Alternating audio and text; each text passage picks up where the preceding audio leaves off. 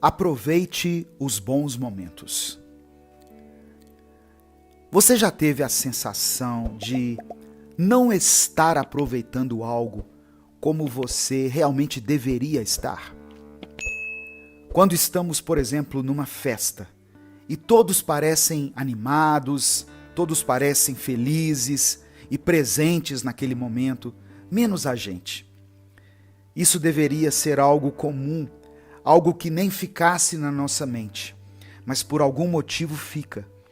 E ainda nos provoca ansiedade e uma angústia muito grande. E é sobre isso e sobre como evitar esse tipo de sentimento que eu quero falar nessa reflexão de hoje.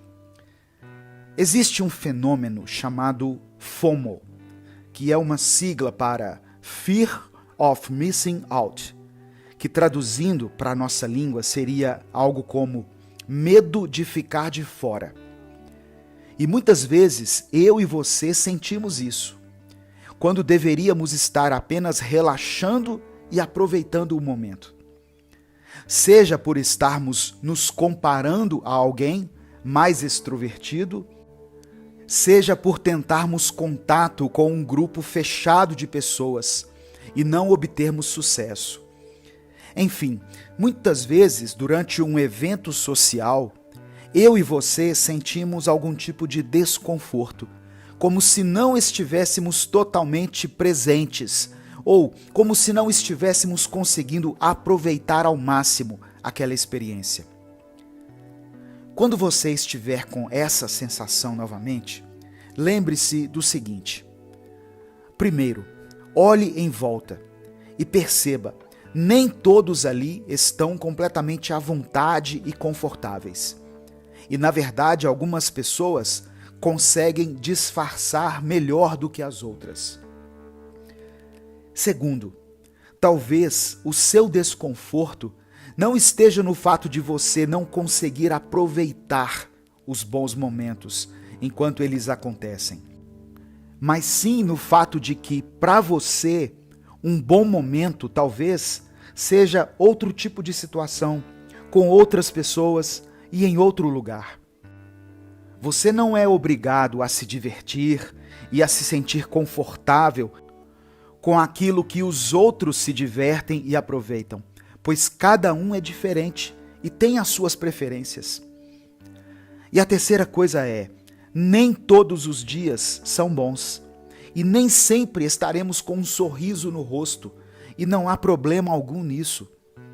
A nossa vida é feita de altos e baixos, e não há formas de escolhermos quais dias estaremos bem e em quais não estaremos. Talvez em um dia comum de trabalho, nós acordaremos com a melhor disposição do mundo, e no outro dia, onde um de nossos melhores amigos está prestes a se casar, por exemplo, nós podemos acordar completamente desanimados ou aflitos, às vezes sem motivo aparente. É claro, tente dar o seu melhor sempre, mas respeite as suas emoções e a sua mente. Não aproveitar alguns momentos que aparentemente deveriam ser aproveitados não torna você alguém pior ou mais complicado do que os outros. Inclusive, se você se cobrar de curtir determinadas situações apenas porque os outros estão gostando delas, você não vai conseguir aproveitar nada e ficará ainda mais ansioso. Existem momentos bons onde a nossa mente está quieta, onde conseguimos conversar olhando nos olhos, onde conseguimos dançar ao som da nossa música favorita e onde conseguimos deitar a nossa cabeça no travesseiro sem pensar muito. Mas existem dias em que tudo parece estranho, em que até para lavarmos o rosto pela manhã se torna algo penoso e que exige muita disposição da nossa parte. Aprenda a reconhecer esses dois momentos em sua vida, tanto os bons quanto os maus. E aproveite os bons na medida do possível. E nos momentos ruins, tente dar o seu melhor, mas sem se comparar com os outros. e seja sincero com as pessoas ao seu redor, pois não há problema nenhum em saberem que você não está bem em uma determinada situação ou que você prefere ficar mais calado e mais quieto. Está tudo bem não estar bem às vezes, e está tudo bem não pular de alegria em momentos onde aparentemente isso seja o correto a ser feito. Pois o correto não é o que todos estão fazendo, mas sim sermos honestos com a gente mesmo e com as pessoas que nos cercam.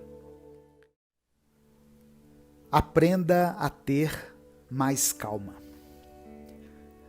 Você gostaria de ser como aquela pessoa calma que você conhece e que tanto admira e conseguir agir com menos impulsividade e com mais tranquilidade?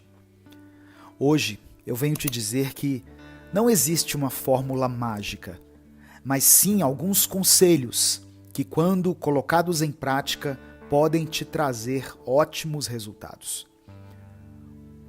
Existe uma frase do imperador romano Marco Aurélio que diz assim: a felicidade da sua vida depende da qualidade de seus pensamentos. E essa frase carrega uma grande verdade que muitas vezes não gostamos de admitir, que é a seguinte: algumas coisas na vida precisam ser praticadas para então serem adquiridas. Precisamos alimentar algumas coisas em nós e deixar que elas cresçam, para que assim elas façam parte de quem nós somos. E não seria diferente com a paciência. Não se engane, exercitar uma mente paciente pode dar o mesmo cansaço ou até mais que exercitar o corpo. Mas como exercitar a paciência? Você pode estar se perguntando. Tente pensar em um momento de estresse no trânsito, onde alguém te fecha por algum motivo e você instantaneamente tem uma reação nervosa. Seu coração acelera e às vezes você perde o dia inteiro por causa de algo que aconteceu no início do dia. Perceba que a sua raiva não é com a pessoa em si, pois você nem a conhece, e nem de fato é com o acontecimento, pois obviamente foi um acidente ou um descuido. Nesse caso, o que gera o estresse é esse ato de antecipar que a sua mente faz, pois ela coloca em você o seguinte pensamento: e se eu tivesse sofrido um acidente agora? E é isso que de fato tira você do sério.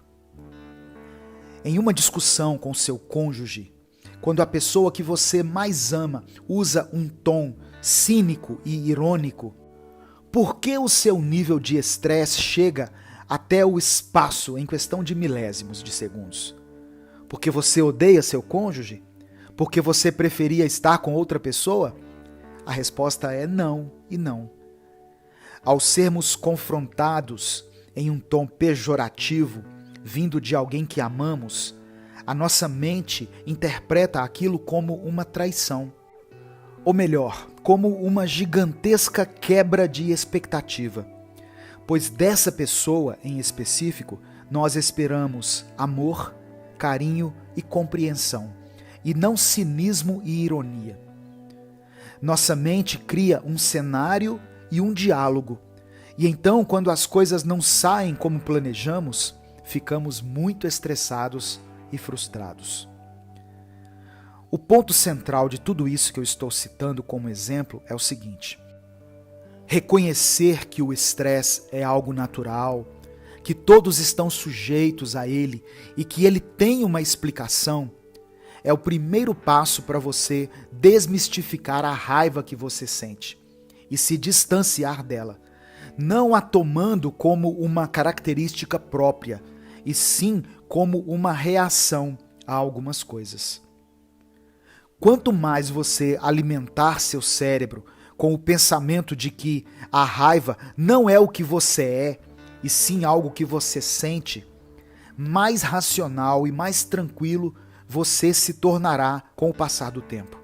pois você vai entender que alguns momentos o estresse toma conta sim, mas que não precisamos viver uma vida estressados o tempo todo.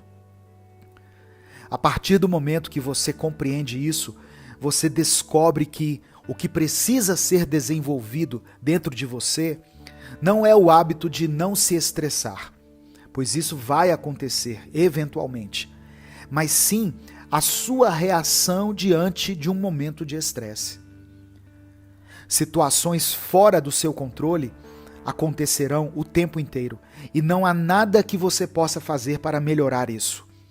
Mas o que você pode fazer é melhorar a sua reação por meio de uma mentalidade diferenciada, que não aceita a raiva e o estresse como traço da sua personalidade, mas sim como uma consequência de determinadas situações do dia a dia. Lembre-se o tempo inteiro, eu não sou o único que se sente assim. E a partir disso, pense o seguinte: o que eu farei agora que entendo que estou sob estresse e que sei de onde isso vem? E a partir dessa lucidez na sua mente, você será capaz de desenvolver uma mentalidade mais tranquila e passará a buscar soluções e não reações raivosas em meio a situações que nos causam estresse durante a nossa vida. Qual a importância do outro na sua vida? Nós estamos o tempo todo nos baseando nas ações e nas reações das outras pessoas. Algum dia da sua vida você já ficou sem trocar uma palavra ou uma mensagem com alguém? Talvez sim, em um daqueles dias em que você estava depressivo, ou cansado, ou com muita preguiça. Mas você já parou para pensar o quanto nós interagimos o tempo todo com as pessoas ao nosso redor? E o quanto isso nos afeta? Eu quero começar essa reflexão com um exemplo simples do nosso cotidiano. Vamos supor que você vá a uma padaria comprar pães. A primeira coisa que você faz é pedir ou dizer a quantidade que você deseja de produtos. Depois, geralmente nós agradecemos a pessoa que nos atendeu, pagamos a mercadoria, agradecemos a pessoa do caixa, damos um bom dia ou uma boa tarde. Se no caminho encontramos um vizinho ou uma pessoa conhecida, nós a cumprimentamos, nem que seja com um simples aceno. Até mesmo para pegar um ônibus, nós precisamos que o motorista saiba que ele precisa parar no ponto em que estamos, não é verdade? E o que eu quero dizer com isso? Que nós estamos o tempo todo nos comunicando uns com os outros. E o mais interessante disso tudo é que nós precisamos, ou pelo menos esperamos, que o outro nos responda. Sabe por quê? Simplesmente porque precisamos do outro para viver. Nós precisamos das pessoas. Um autor chamado Winnicott, um dos mais famosos teóricos da psicologia, diz na sua teoria que desde bebês nós nos baseamos e reagimos de acordo com o olhar do outro. Quando somos bebezinhos, o primeiro e o mais valioso olhar é o da nossa mãe. Você já reparou como o bebê parece que fica hipnotizado quando está sendo amamentado? Podem até dizer que ele ainda não percebe nem sabe de nada, mas podem ter certeza que ele conhece e reconhece o olhar da sua própria mãe. E ele espera toda a ação e reação vinda através daquele rosto. É o olhar que aprova ou reprova todos os seus movimentos. Quando nós somos crianças, o olhar bravo ou carinhoso do nosso pai, o gesto protetor ou acusador daqueles que estão cuidando de nós, podem fazer grande diferença na maneira como nos relacionamos com as pessoas durante a nossa vida. Nós somos criados a partir da nossa interação com o outro e precisamos do outro para continuar. Por exemplo, se um amigo nosso ri da nossa piada, de uma forma indireta, ele está nos encorajando a contá-la para outras pessoas. Mas se essa mesma piada não gerar efeito nenhum nesse seu amigo, em uma outra oportunidade, você vai pensar se vale a pena ou não contá-la para outras pessoas. Nós estamos o tempo todo nos baseando nas ações e reações das outras pessoas. E esse é o exato ponto em que nós temos que tomar muito cuidado. A importância do outro nas ações que você toma na sua vida não deve extrapolar os limites. Ou seja, o olhar do outro não deve ser limitante a ponto de você não ser você mesmo. Andar com as próprias pernas, nós já aprendemos lá atrás. Porém, sustentar e equilibrar esse andar vai depender muito mais de nós mesmos e da nossa própria habilidade e treinamento do que das demais pessoas ao nosso redor. Relacionar-se é fundamental para todo ser humano. Nós precisamos uns dos outros para aprender, para compartilhar nossos momentos felizes e nossos momentos tristes. Enfim, precisamos das pessoas para passar por essa experiência tremenda e maravilhosa, essa grande viagem que é a vida. E cada um deve respeitar a sua própria jornada e a sua própria busca pelos caminhos que conduzem à felicidade. O que a maioria das pessoas vive é uma carência coletiva. Estamos o tempo todo em busca de aceitação e da aprovação das pessoas. Só que o que parece inconsciente é o fato de que, se somos desprezados, nós também desprezamos. Se somos julgados, nós também julgamos. Se somos descartados, também descartamos. E assim vamos seguindo nesse ciclo. Dessa maneira, como podemos esperar do outro aquilo que nós mesmos não temos sido capazes de oferecer? Deixe ir, não prenda. Essa pode ser apenas mais uma semana na sua vida, onde você fará tudo do mesmo jeito e terá os mesmos resultados. Ou essa pode ser uma semana onde tudo será diferente e onde você viverá coisas que talvez você sequer sonhou para a sua vida. A decisão é sua. Eu peço que você comente aqui o seguinte: eu serei livre. Se você está disposto a iniciar uma nova fase da sua vida, com uma nova mentalidade e com um novo olhar sobre todas as coisas. Nós, seres humanos, somos capazes de nos acostumarmos com tudo, até mesmo com coisas que nos prejudicam. Por exemplo, existem pessoas que, quando estão se relacionando com alguém complicado, ciumento e raivoso, fazem de tudo para que o relacionamento dure. Mas se encontram alguém tranquilo, que goste de dialogar e que prefira ter paz do que ter razão, logo o relacionamento acaba. E essa pessoa alega que faltava algo na relação. Isso é comportamento de uma pessoa dependente emocional, que precisa de um relacionamento baseado na raiva, no ciúme e na chantagem, pois talvez seja isso que ela tenha presenciado durante toda a sua vida, dentro da sua casa, no relacionamento dos seus pais. E por isso ela considera esse tipo de relação como o correto. É muito comum vermos pessoas assim, completamente conformadas, As sensações e as situações que, na realidade, deveriam ser evitadas ao máximo.